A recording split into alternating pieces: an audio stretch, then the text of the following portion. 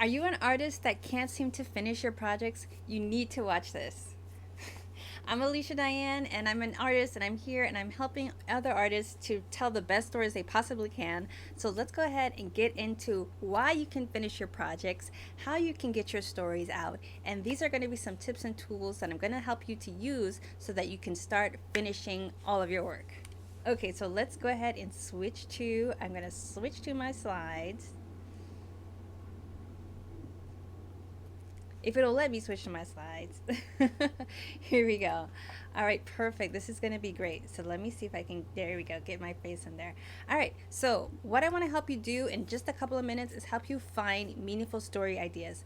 Meaningful story ideas is really the essential key that's going to help you to push through and finish all of your work. So before you might have had trouble, like you're making things that maybe just for a hobby, or just because you're trying to build your portfolio, or maybe you had a story idea and you just couldn't seem to finish it. And I'm telling you, it's because the thought of the purpose of it wasn't really there. So I want you to grab a pen and we're going to take some notes.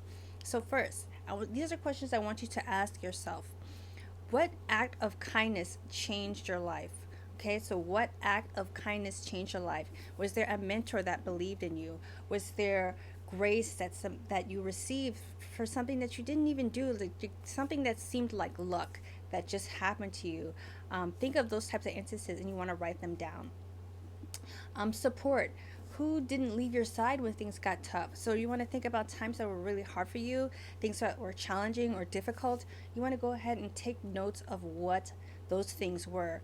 Understanding the little acts of kindness and the little things that have pushed you through during difficult times is really going to help you to get the basis of some meaningful storytelling that you didn't even know was there. Trust me, trauma can turn into amazing story ideas.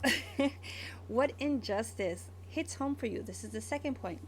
So, what type of injustice do you feel like strikes a nerve with you, or feels personal to you? What type of world trauma is personal to you? What kind of thing that you might see or hear about that man, that really hurts me, that really makes me feel sad or uncomfortable or just angry? So you want to think about those type of things. What are the things that you're hearing about, whether it's in news, whether it's just ongoing things that are just not right, that are continuously like knocking at your knocking at your mind. You want to think about those things.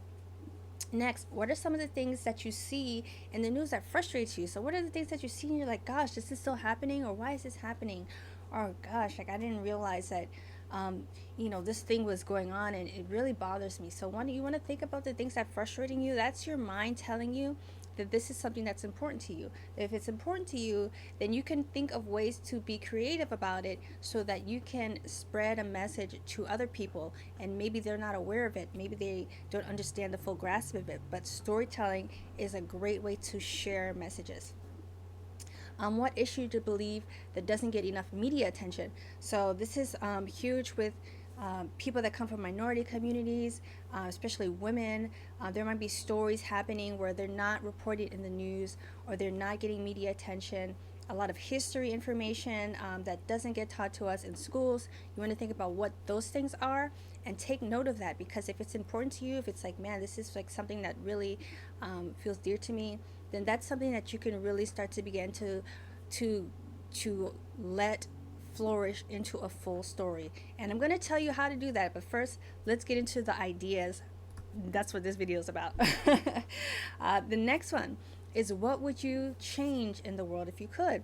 What are some things that you would change? You want to just start to notice those types of things. If you could make one significant difference during your lifetime, what would it be? I know that sounds like a really big question, but have you ever stopped to think about that? Like, what is something that you're like, man, I really wish that this was different? If I could just do one thing while I'm here for this short, we don't know how many years we're here, but however many years I'm here, I would like to focus on this one thing. So what would that be? You want to take a note of that. If you had a magic wand uh, and you could correct some type of wrong or injustice, it was if you could just snap your fingers and it was just gone, what would that be? You want to take a note of what that might be for you. And the removal of one thing that would make the biggest impact on the future of our planet. So if there's something that you feel like If you feel like there's this one thing and it's just having this negative impact on the world, on the environment, on wildlife, or whatever it is, you want to take note of that. If there's something that stands out for you, you want to take a note of that, okay? The next thing you want to see is, what life lesson do you wish you were taught at a younger age?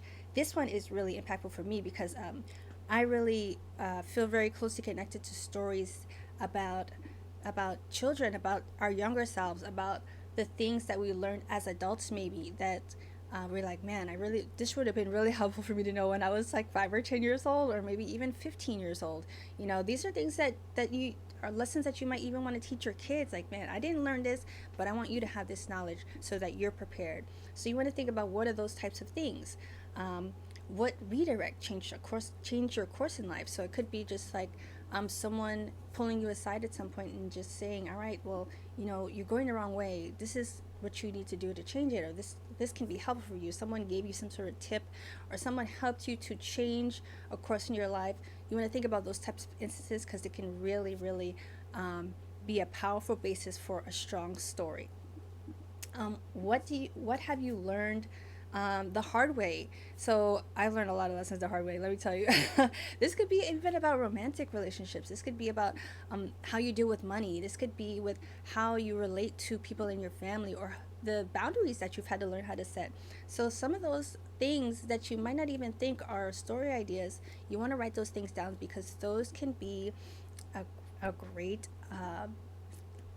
broth. So it's like, you know, it's like, you know, you have all your meat, you have your potatoes, but you really need a good strong broth if you're going to make a good stew. So think about a story like a stew, and this, like, the meaning, the core of it is really going to be the broth of it. So how did a difficult experience make you stronger and more equipped for the future? So you want to think about difficult experiences. If you've had to lose somebody, unfortunately, those are terrible things that happen in real life that can actually help to be a learning experience for someone else. So if you've gone through a tragedy, if you've gone through a loss, if you've experienced heartbreak, or if you've experienced some kind of a letdown, it could be a rejection, this could be in your career. These are great story points and ideas to start from. So I really hope that this is helpful to you. The last one I'm going to point out is, what's a subject that you wish people knew more about? And that could be an untold history, things that you wish were more common knowledge. What facts about your own culture would you love to share with more people? It could be like folklore from your own culture. It could be a family story. It could be how you learned about a family recipe. It could be a story about your uncle that, you know, did something crazy one day. It could be something that you wish, like, this is a great story. Like it could be something that someone told you in your family or in your friends, and you're like, man, this would be a great story idea. So write those things down. What are common myths or stereotypes that you would like to debunk? Things like, it could be something that you just like, man, why do I keep seeing this image? Why do I keep seeing this same repeated, like, trope placed on this people group, or whatever it is? That could be a great story branch as well. You can debunk it, and you can figure out how your character is going to move through life to understand the meaning that's hidden right there. Lastly is, what topics intrigue you and you feel like you've never seen represented in TV or pop culture. So this could be like a great example. This was like Apocalypto. I think Mel Gibson was like, he'd never seen like the experience of Central Americans represented, you know, before colonial times. So he wanted to make a movie about it.